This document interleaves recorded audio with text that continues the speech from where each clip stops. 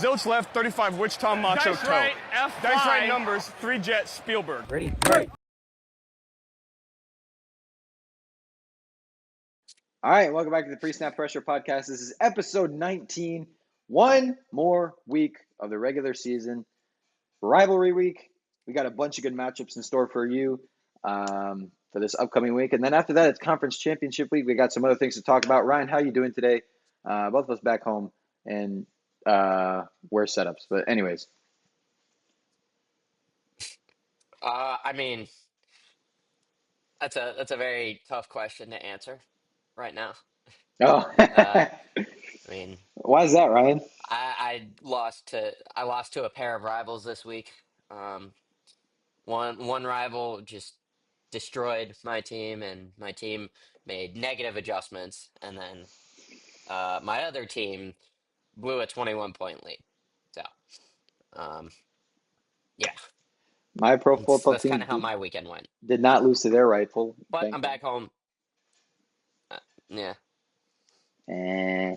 Yeah. Well, Anyways.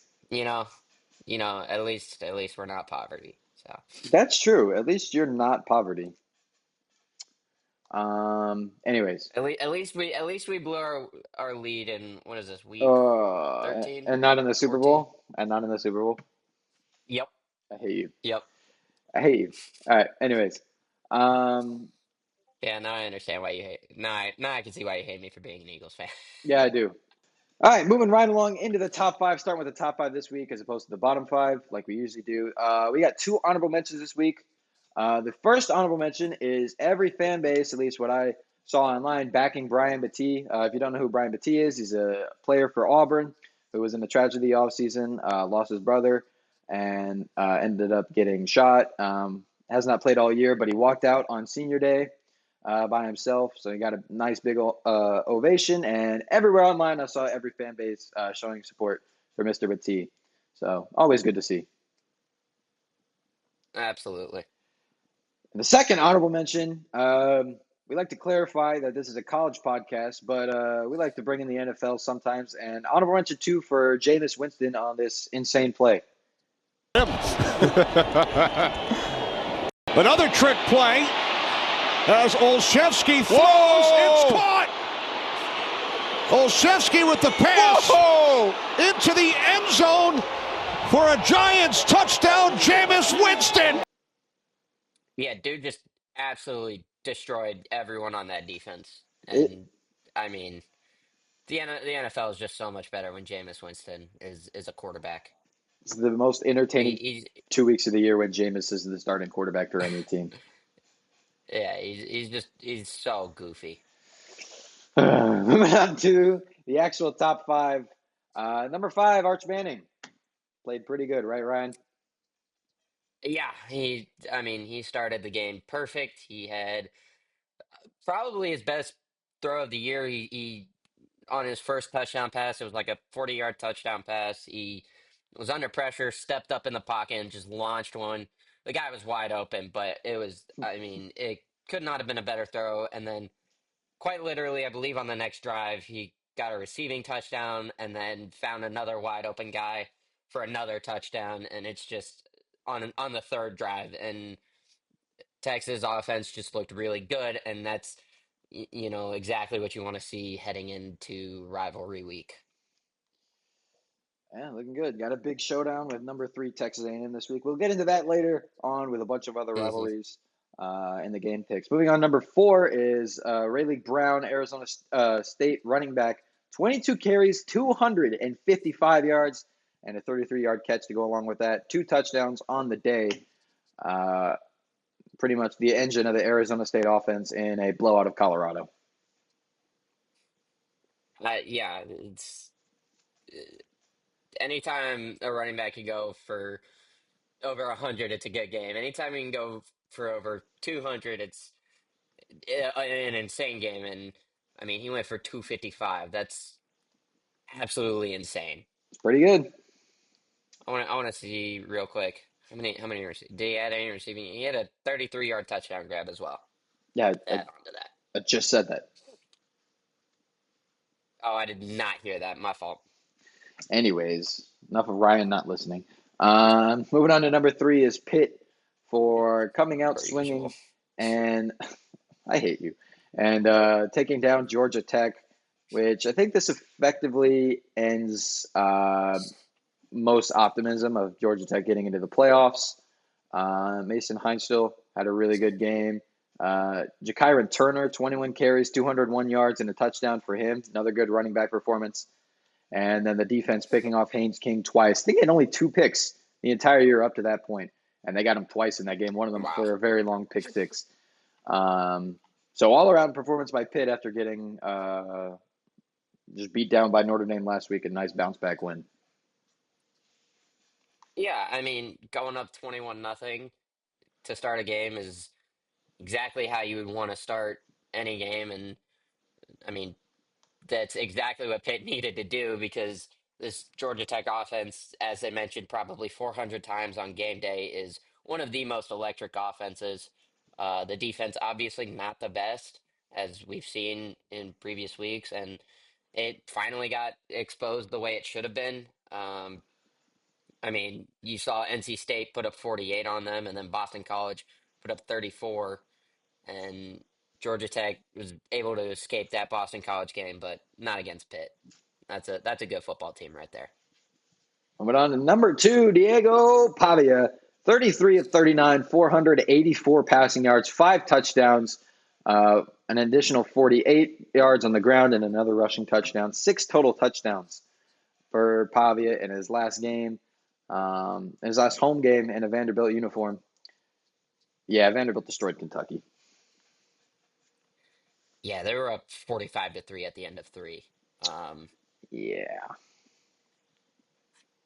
I mean, it's nuts what Diego Pavia has been able to do, and uh, can they really make the playoff? Is that an actual possibility that can happen this year? I'm not out of it. Not in the slightest. Is But that some things need to what? go. Some things need to go right. But yeah, no, they're not out of it. I mean, yeah, absolutely not out of it. It's just, I mean, Utah needs to lose to Kansas,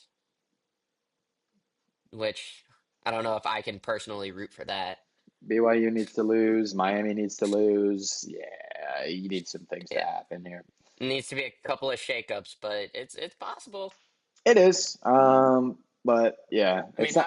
I mean, the was it the committee? The committee really likes viewership, and Vanderbilt making it would bring a lot of viewers. I feel like because Diego Pavia is fun.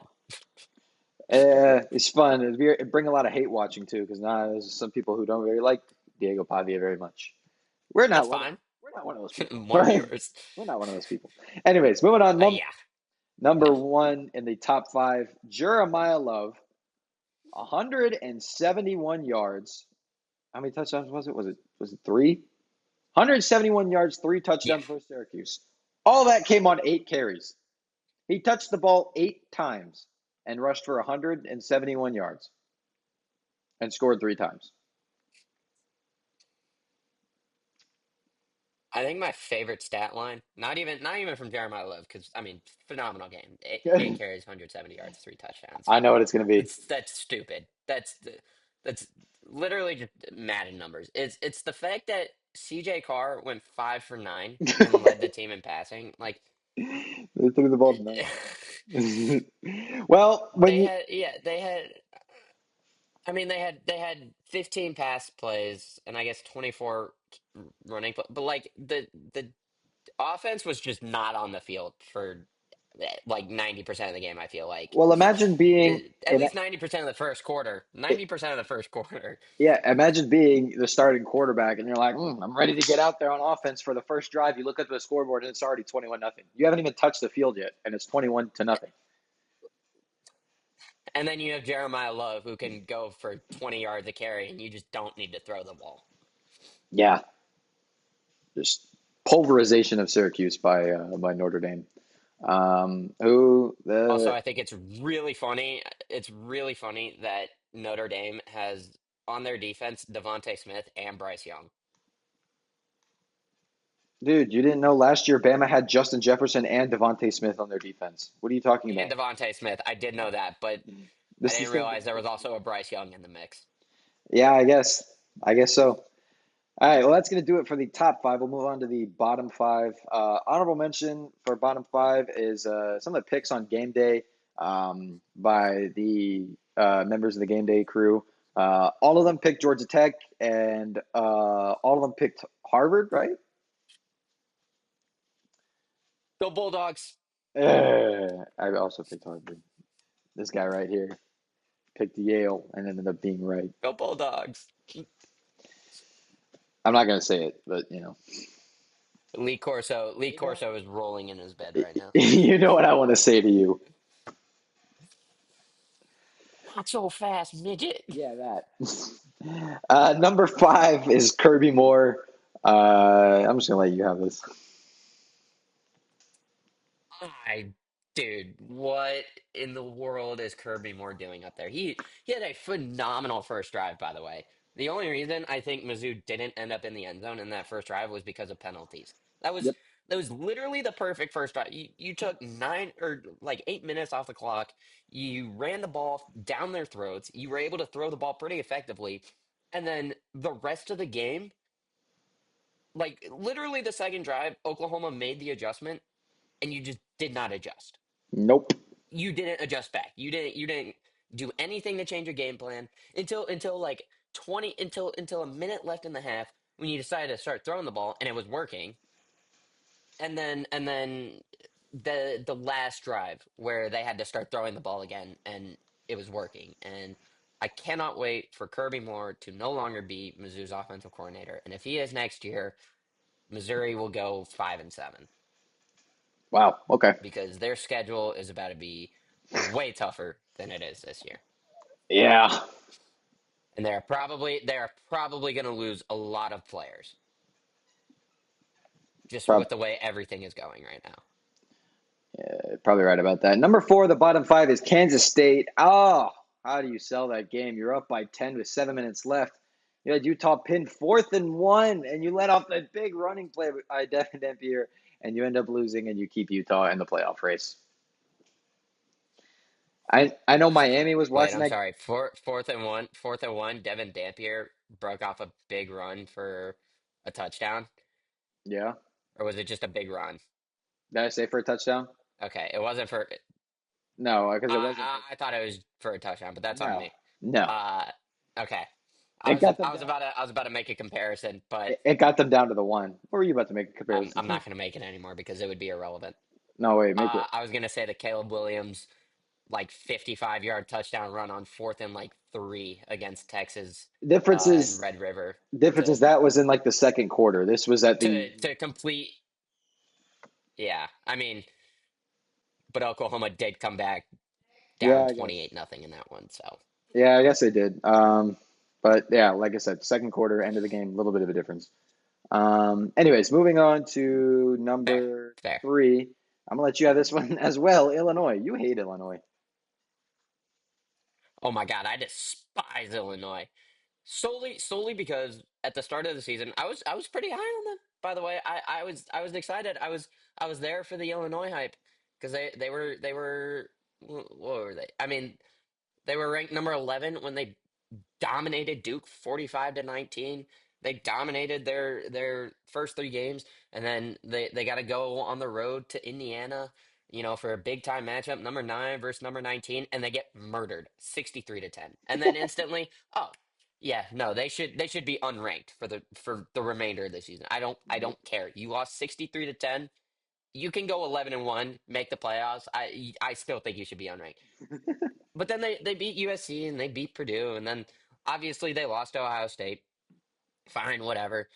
Then they got like beat down by Washington on the road again, and it's like, all right, yeah, no, they definitely shouldn't be ranked.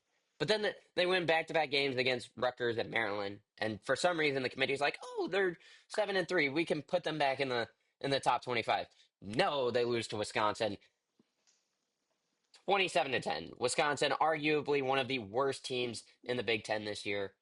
Not the worst, but arguably one of the One of the worst. worst. And yeah, just one of the worst teams in the Big Ten, and they could barely manage a touchdown. Yeah. I very frustrated at this team. Get all the frustrations out. Go ahead. Number two of the bottom five is Florida State. For just having a disappointing year after week one. But also, they said they're bringing Mike Norvell out for another year because they can't afford to fire him. Mm. Hey, that's Yeah, bad. I'm starting to feel for Florida State fans after that one. That's bad. It's, I mean, That's there's just brutal. But such a level of like expectations set as soon as they beat Bama week one, and since then it's been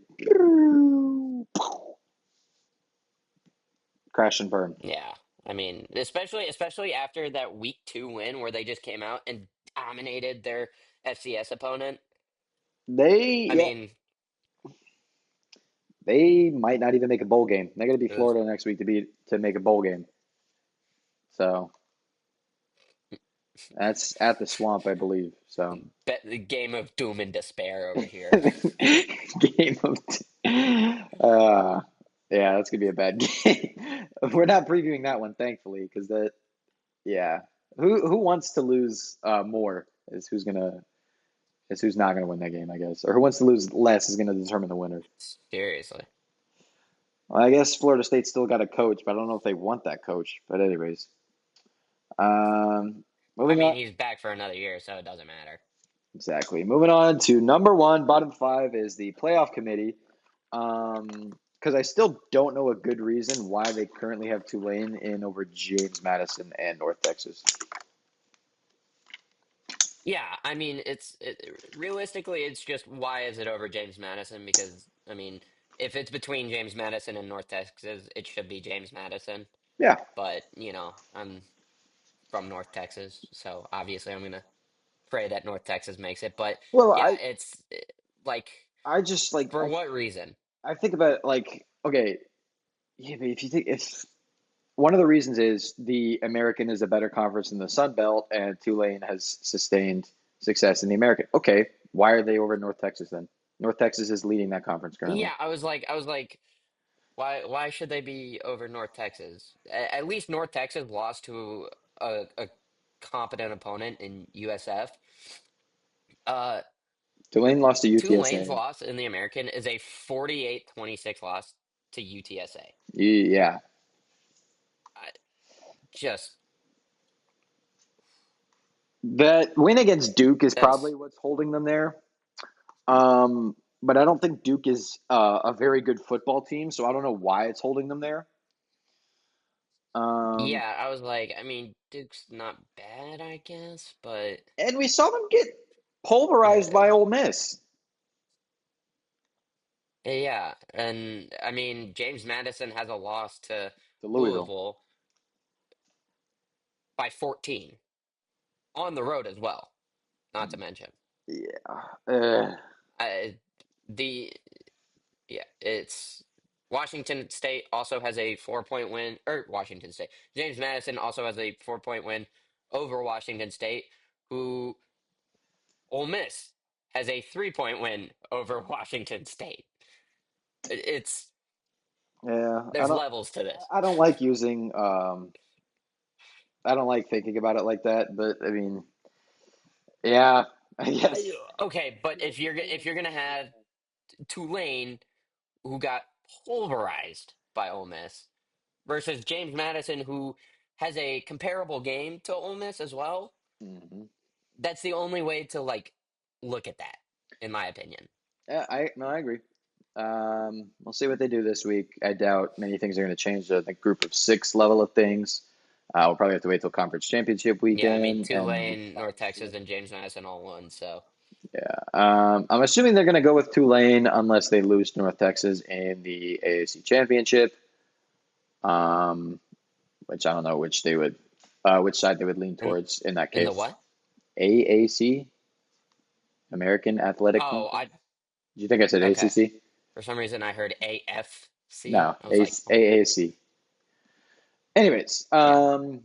that's going to do it for the top and bottom five. We're going to move on and give, with 2 weeks left in the season, at least what counts towards these awards, we're going to give our picks to who we think should win certain awards. Granted, we're not going to do all of them because there's way too many, and we have a long slate of games to cover later. So we're doing big ones right now. We got seven. Yeah, we have seven. Starting off with Coach of the Year, Ryan. Who's your pick? Okay, when I was making this, I kind of forgot Kurt Signetti existed, They won it last year. but I still he won last year. Perfect. That makes it even better for me. Um, I have two coaches on my list. Hmm. I have Ryan Beard of Mo State because it's their first year in the FBS and they're 7-4. Yep. You don't really see that very often. And then I have Eric Morris of North Texas because before, I mean, this year they had gone, I believe, 4 straight seasons with 7 losses at least.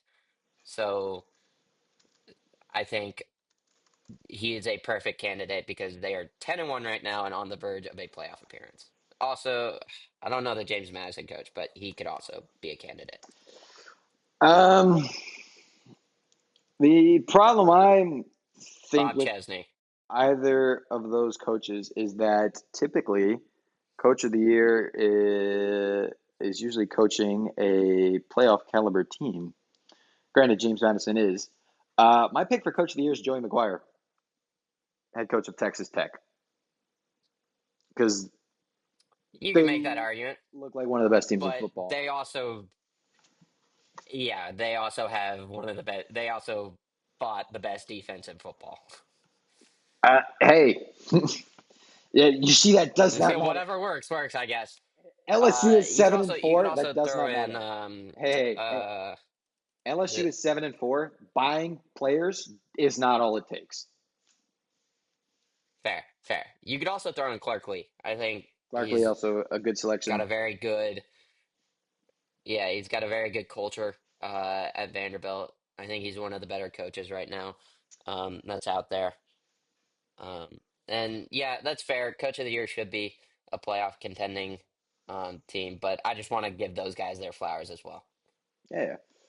All right. Next award is the Doak Walker Award, given to the most outstanding running back. Ryan, who's your pick? You know, I'd love to pick Ahmad Hardy here, You'd love to. but he's just He's too up and against down. against tougher opponents. He just doesn't have the same numbers. And Jeremiah Love has just been electric this year. I am also picking Jeremiah Love. Yeah, we talked about Yeah, him in the. he's a high he's a better Heisman candidate than Ahmad Hardy, and if you're not going to be talked about more, or if you're not considered the better player, you shouldn't win the award. So, Yeah, I mean, I agree with you on this pick. I'm taking Jeremiah Love. Next we have the O'Brien Trophy for the most outstanding quarterback. Ryan, who you got? Feel like we might have the same pick here as well. this one is a tad bit controversial. But it's Drew Mestamaker. He Whoa! leads the country in passing yards. He's got 26 touchdowns to 4 interceptions. He's got 70% completion percentage, all comparable to Fernando Mendoza, who would be my other pick. Julian Sayin, very comparable to that. He's also got a 600-yard game. I mean, what more could you ask from the guy? I'm gonna go with the other guy you said. My pick for the Davey O'Brien Trophy is Fernando Mendoza. It's been considered. Yeah, Probably, and that's probably who it will be. But I Drew like. No, Mestamaker's I had a like the Drew really Mestamaker cool pick. You season. love Drew Mestamaker. He's gonna get a lot of money this offseason, whether it's from North Texas or somebody else. Dude, I just love that UNT is good. All right. Next award That's is the really all it is.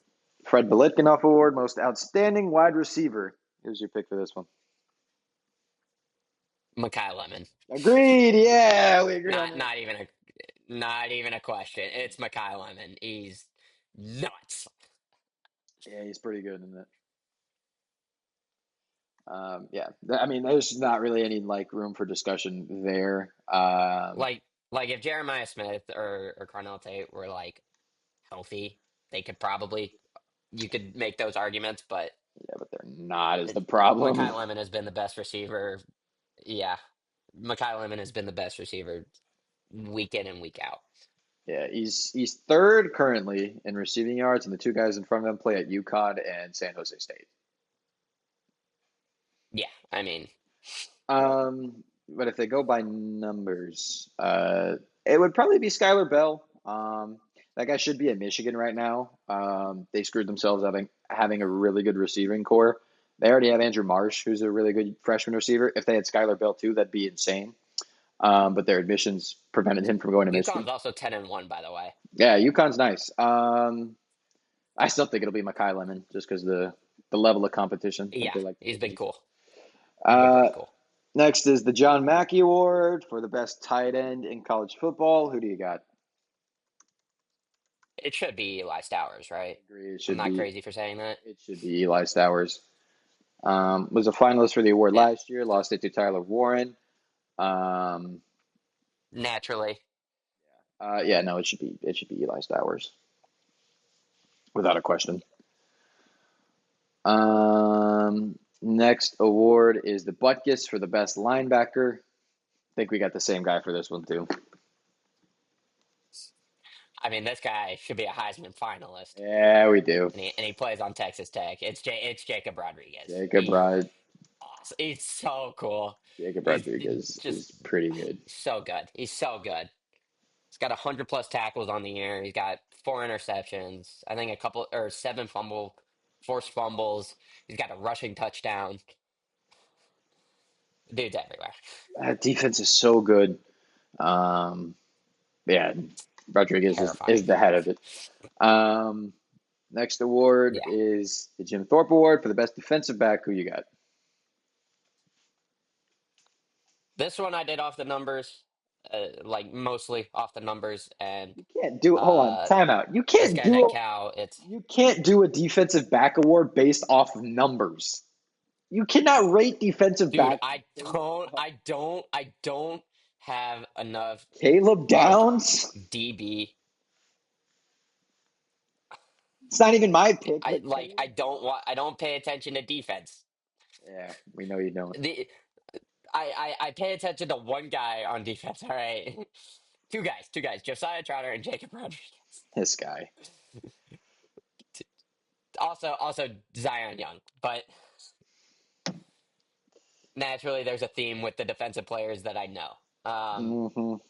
No, I like yeah, it should probably be Caleb Downs, sure, but I saw this guy. He's having a cool season. Hezekiah Masses, he's got 11 PBUs and 5 interceptions. Like it's pretty nice. I'm gonna go Leonard Moore. He should at least be a finalist if we're gonna look at that. I'm gonna go Leonard Moore of Notre Dame. He's been everything he's advertised to be. Um, yeah, I mean, the guy is really really good at playing defense. That's really all you could say about it. Um, yeah, Yeah, this is the one award that I'm gonna claim no knowledge on. it's fair as long as you acknowledge it. Yeah, All right, I got no idea.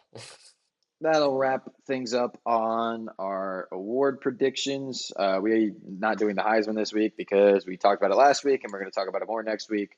So And the week before, I think. yeah, probably the week before too. Anyways, we're going to move on to uh, movements in the playoff picture. Not many this week, but one shakeup with Georgia Tech falling to Pitt. What does that leave you with, Ryan?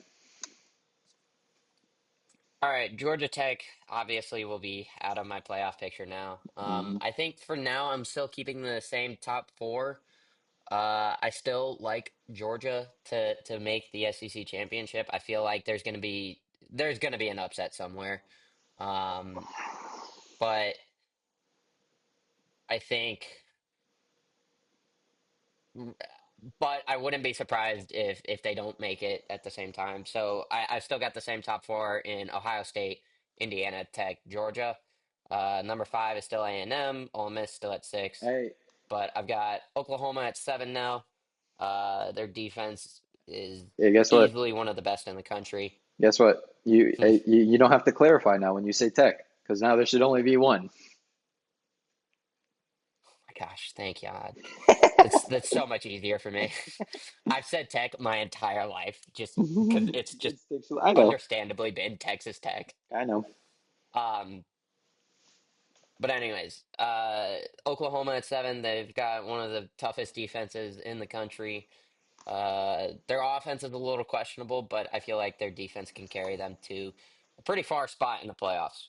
Um, at eight, I moved Alabama up one, Notre Dame nine, and then I've put Miami at 10, and I'm keeping Oregon at 11. I have Miami in the playoff for now, just as like a placeholder in case, North Texas or JMU uh, end up with two losses, because I could 100% see a scenario where both of those teams make the playoff because some ACC team loses in the conference championship and there's a three-loss ACC team versus a one-loss group of five team, and we all know how the committee likes the ACC. I don't think it's gonna matter. But I've got Miami at 10. Yeah, exactly. I've got Miami at 10, Oregon at 11. I still think they're going to lose to Washington, just You're just hoping they are, so based you're on the right. fact that they can't do. Yes, 90% because I'm hoping I'm right, but they also just can't beat Washington for some reason. I feel like Washington's been one of those teams that's very frisky, They beat him and they're last a year. solid team this year. Yeah, but Washington was just not good last year. Like Uh, they were just not good. They were like what four? They finished 4-8 or something like that. I could be totally wrong, um, but let me just double check. This year, Washington has been ranked multiple times. They were in the playoff picture for a moment, um, but it's here. Let's see. Let me pull it. Not 23, 2024. They finished 6-7. Never mind. They made a play. They made a bowl game, what was the but record? I mean, they were not. They didn't really beat anyone of What was the record? true competition other than Michigan. Actually, Ryan? 6-7. Uh, Um, uh, actually, Michigan wasn't bad when they beat them, but Michigan also ended up being horrible. So, um, I could 100% see Washington beating Oregon, but at the same time, if Oregon beats Washington, there's really no surprise there. And then I still have North Texas at 12 because go Mean Green. Go Mean Green. I like that. Okay. Um, like you, I have most of everything I had last week staying the same, except who would be representing the ACC. We got three games to watch this week. Whoever Virginia plays, Pittsburgh, Miami, and whoever the team I think is going to end up representing the ACC. Um, Pitt Miami is impactful. If Pitt wins, they're in the ACC championship. If Miami wins, they are first in line among two lost teams, but that would need a loss from Virginia or SMU. I don't think Virginia and SMU are losing this week, so I think that's going to end up being the ACC championship, and I have SMU winning that over Virginia. So I think SMU might go back to the playoffs as that 11 seed representing the ACC. I'm not gonna lie, I kind of forgot SMU was in the picture again. Uh, just because they started the season off so rough, and They did, but they've been looking really good as of I, late. yeah, they've been looking like a scary, scary team. Um, but I don't know. I could totally see Virginia losing this week, and I would love to see Pitt beating Miami, even though I have Miami in my playoff. Nice. Okay. Which I kind of want to change that. I kind of want to change that. Change it to Pitt Wait, if you think Pitt can win. I mean, it's yeah, I'm gonna say, ooh, oh gosh, yeah, screw it. I'm changing it to Pitt. I think they'll beat Miami. I don't. Miami's had some trouble this year, and I mean, I just think it's a home game for Pitt. we're gonna It's tough to go in there. We're gonna do it a Notre little. Dame did it, but it's tough to go in there. Look, we'll go into it a little bit later because that's one of the games we're previewing. But yeah, I don't. I see Miami taking that game. So currently, what I have it as is Ohio State, Indiana, Texas A&M, Georgia are the four buys. Depending on how this was brought up at last week on how much conference championship losses are going to affect teams in terms of how they're ranked. As the weeks go by, the more and more I'm getting the sense that your top four is actually more correct with the loser of the SEC championship dropping out of the top four in favor of Texas Tech. So in that case, whoever loses out of Georgia and A&M would drop to 5, and Texas Tech would go to 4. But I'll keep it like this for now. Ole Miss stays true at 6. Oregon, I don't think they're losing to Washington. They stay at 7. Oklahoma 8. Notre Dame 9. Alabama, barring a collapse in in the dark magic stadium that is Jordan Hare, stays at 10. SMU is now in at 11, representing the ACC, and yeah, I have James Madison at 12, representing the group of 6. Actually, if I have Georgia in my SEC championship, I can't have Alabama in my playoff. Yeah. That's right, right? Well, I mean, Yeah. unless All right. A&M, I don't know, unless A&M loses and Bama wins, then it'd be Georgia Bama, I believe. All right, we can keep it for now then, Yeah, because I believe that A&M is going to lose to Texas. we'll have a much more clearer thing. Of course, you do. We'll have a much clearer picture of what to look at next week when we have all the conference championships set, and yeah, that last ranking next Tuesday is going to tell a lot because nothing changes after that, except for the teams playing conference championships. So we'll see. But I think I have a pretty good lineup here. You do too. So we'll look more into it next week. But that's where Yeah. we are at playoff predictions. Of course, when the actual brackets release, we'll do picks for each game. But right now, Yeah. we're just setting the table. Yep. All right. So that is that. We are going to now move on to games of the week. We have 8, right? 1, 9. 2, 3, 4, 5, 6, 7, 8, 9. Jesus. Um, yeah, a lot of good They're all games this good week. games, though. They're all good games. Trust me, we found a lot of good games to give you this week. Starting off game day, it's the game, and it's as important as ever. Ohio State traveling to Ann Arbor to take on Michigan.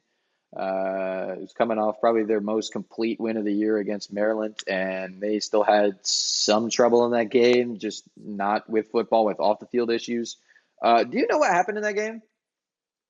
Not a clue. Or before that game of this? One of their linebackers, reportedly had some religious enlightenment and decided to quit the team in air quotes. And then after the game, he posted on Twitter, "I never quit. I'm still here. It's time to hate Ohio State." So Naturally. I don't know. Um, Yeah, it was Ernest Hausman. I don't know what was up with that.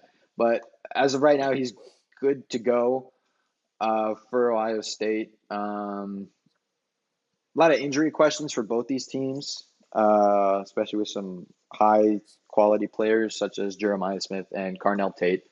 But Ryan, which way are you leaning? Well, a couple of weeks ago, I read an article about how Michigan can make the playoffs, and there are really only two games that I care about at this moment regarding the Big Ten. It's the game, and it's Oregon Washington. If Michigan beats Ohio State and Washington beats Oregon, Michigan will make the Big Ten championship. They would have to beat Indiana to make the playoffs, but if they can do that, I mean, they would have to beat the top two teams in succeeding weeks, essentially. But I'm gonna pick Michigan. I think they have a really good chance. They've done it 4 years in a row. Why not five? Um, I think Michigan even has a chance to make the playoffs should they beat Ohio State in this game. Yeah, as an yeah. I mean, at-large bid. just straight up. Excuse me. Over various teams ahead because that would be the best win in the country. But um, Hmm. for me, it depends on the status of a lot of injuries, especially on that Ohio State side. I mean, naturally. I, from what I've been seeing, I think Jeremiah Smith should be good enough to go. He's not going to be 100%, but he's probably going to dress and play. Carnell Tate is a question mark on that. Um, it hasn't really been any. They're both considered day to day. I think his injury is a little bit worse than Smith's. I don't think he's going to be able to go, um, but I still think Ohio State gets it done. I mean, yeah, that defense is nuts, dude. Yeah. Next game is what was the next one we had? Egg Bowl. The Egg Bowl. This one might determine a future coach's where he coaches next year. Ole Miss and Mississippi State. Um this game's probably always the most chaotic game on rivalry weekend, just because there's so much bull crap that happens into it that is really inexplicable. This game plus Jameis Winston would probably explode whatever stadium it's played in because of how goofy it would be. Yeah, give me Ole Miss. Sorry, that was weird. Yeah. I'll save the graphic here. I think Mississippi State can pull this one out. I think they've had a fun season, and they're just looking for a good way to end it. And give me the Bulldogs. Go Bulldogs. This this this Ole Miss offense to the Mississippi State defense is the SEC equivalent of hydrogen bomb versus coughing baby. Ole Miss might score 60 Yep. points. Or I Yeah. could be completely No. wrong, and this is the one game that Mississippi State locks in on defense. It's a rivalry game, dude. Literally anything is possible. Next game up, Lone Star Showdown, Texas and Texas A&M. Man, you got a stake in this game. This game's impactful as well. Um, a Texas A&M win would probably confidently make them 100% into the playoffs and gets them into the SEC championship. They've got nothing to worry about on that front. However, a loss probably knocks them out of the SEC championship. They'd probably still get into the playoffs, but they probably would not get a first round bye. So big game for them. And also looking for get back after last year after Texas walked into their house and shut their offense completely down. Ryan, what are your thoughts? Well, for that entire intro, I was holding up You uh were holding up the the horn stuff. yeah, So I mean, you know my pick. obvious. Arch has looked phenomenal these last couple of weeks. The Georgia game, he looked really good early on, and his receivers just weren't giving him any help. And I mean, it probably got in his head a little bit, and then it just kind of all went downhill, especially with special teams. But we talked about that. Um, Texas A&M has looked really good as well. The offense, especially, has looked scary. This Texas defense has looked a little frustrating. Uh, but both teams, I mean, it's it's really going to come down to who can finish their drives because last year Texas A&M had the ball on the goal line probably I think it was like I think it was two times, three times, Yeah. and they couldn't punch it in once. They went for it twice, couldn't finish a drive, and then Texas um, had a couple of drives where they got into the red zone and then fumbled it. And there was a fumble. Ewers threw a pick. The defenses reign superior in that one. I feel like this year around it's going to be the offenses that reign superior, and the Texas fan in me is obviously going to pick Texas because I can't stand A&M. I don't have a stake in this game, so I think I can look at this a little more logically than you do. The Texas offensive line has struggled in pass protection. Naturally, Cassius Howell leads the SEC in sacks. Um, that's something to watch. I'm surprised it's not Mizzou. I also think that the Texas secondary is just not experienced enough as a whole to really keep up with this A&M receiving core, and they've looked really, really good all year. Um, Yes, I know Michael Taff is really good, but he's one guy in a secondary of 4 or 5 players. He's also been a little questionable these last couple of weeks. Yeah, I think Texas A&M's offense is just able to at least get it done when they need to, and I expect some form of big turnover from the Aggie defense at some point. Yeah, it's gonna need to be a defensive line showdown for Texas. They're gonna need to get to Marcel Reed if I, they want any shot. I agree. Now you get to flip the script on me. Yeah, you're acting like I'm gonna pick Georgia Tech in this one. You There, there's no way. pick Georgia. I'm if I'm Georgia, I'm running the ball 40 times at least. With how you saw how efficiently Pitt was able to run I'm running the Mike Bobo offense. here, what handoffs and screens. Yep. I mean, yeah, Pitt. We already talked about Jakari and Turner. 21 carries, 201 yards. With Nate Frazier heating it up the last couple It's gonna be weeks, stupid.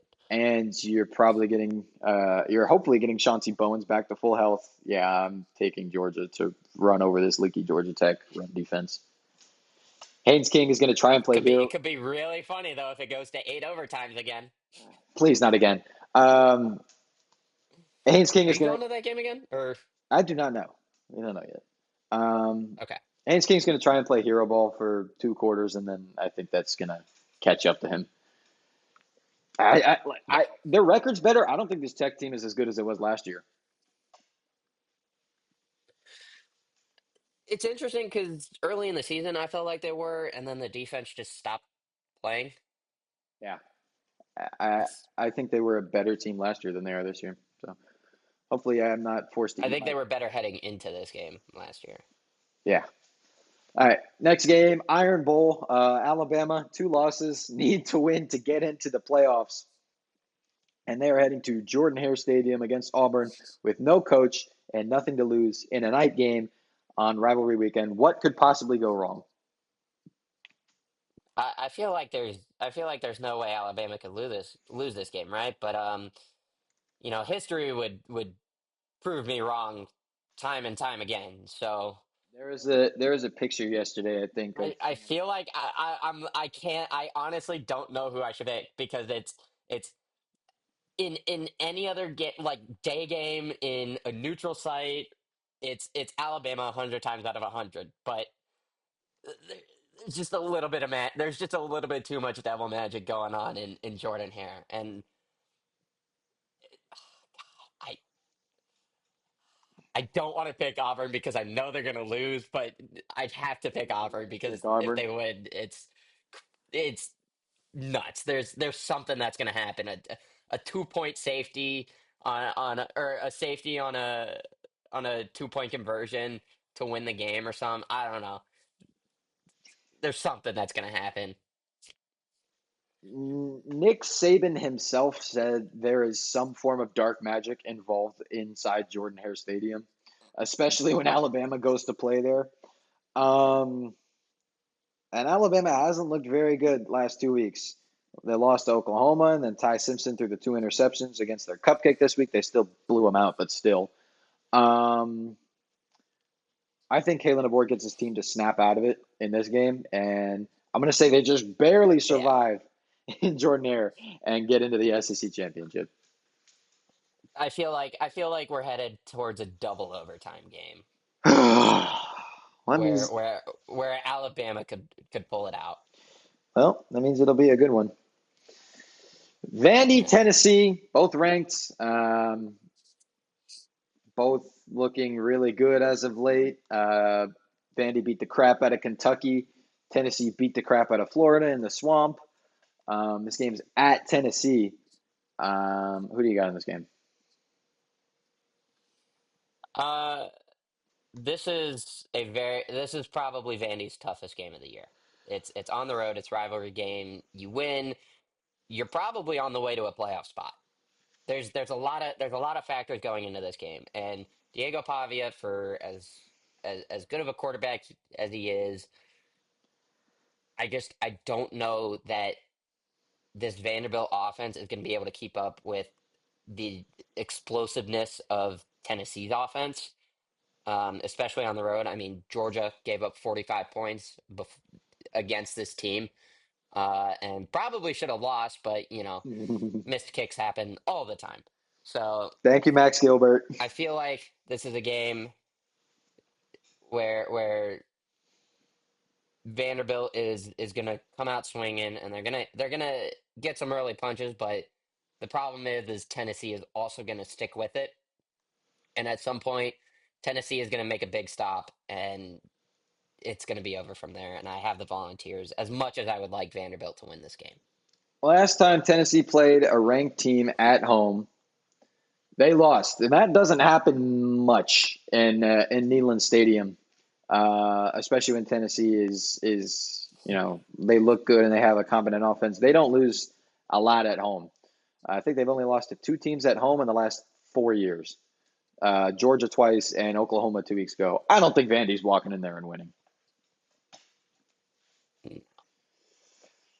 Next, Unfortunately, unfortunately, I would like Vandy to win, but I don't think they're going to. Arizona State is the next game. Probably the best game from the Big 12 this weekend. Arizona State coming off that beatdown against Colorado, and Arizona's quietly had a nice 8-3 season. Noah Fafida's had a really quiet, good season though.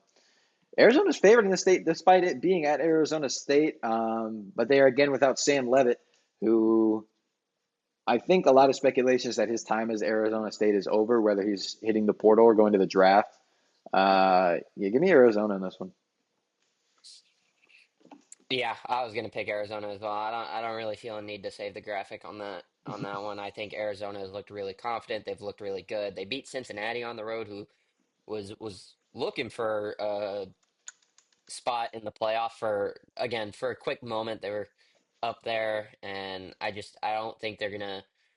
Uh, I think they can walk in and win this game against the Sun Devils.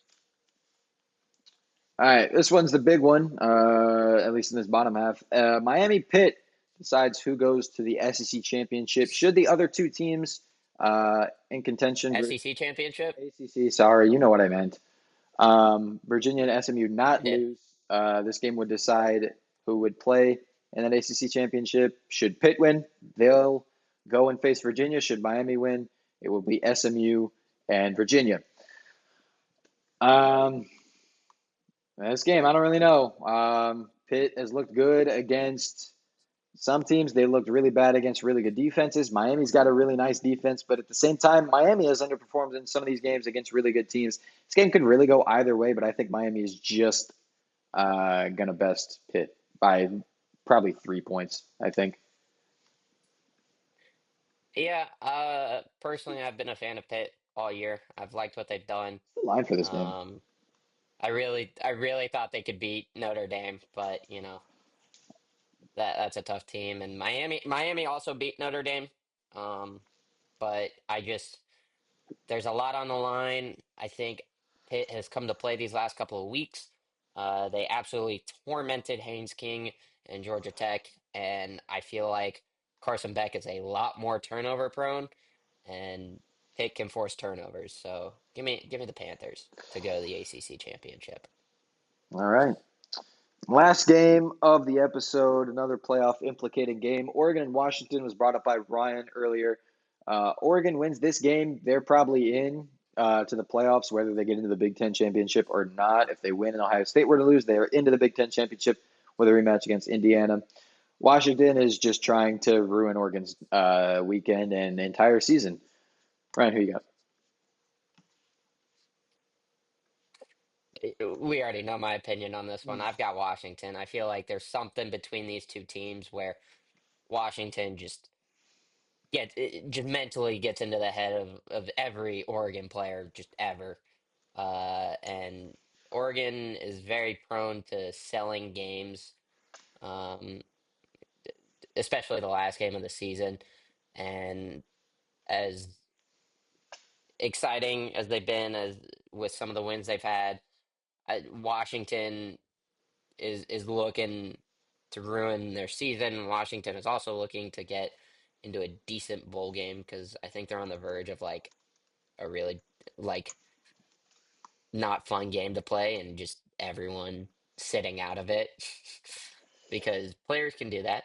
Um, but I don't know. I feel like this is one of those rivalries where Washington just has Oregon's number. Oregon beat USC last week, and they were down their top three receivers. They were also down Kenyon Sadiq and down a bunch of other guys on defense, and they still won by 2 scores. So I will take the Ducks in this one because I think they're going to be slightly healthier in this game than they were last week. And I don't think Washington is a better team than USC. It is at Washington, but I don't think that should falter Oregon too much. You never know. You never know. All right, that is going to do it for episode 19 of the Pre-Snap Pressure podcast. Uh, Jeez. yeah. Hopefully, it's going to be a really good week full of amazing, exciting games. And hopefully, we'll get some really entertaining ones to watch. And then after that, it's time for Conference Championship Week. I'm so excited. And we'll get a better look at the playoff pictures next week. As always, thank you for watching. We'll see you next week.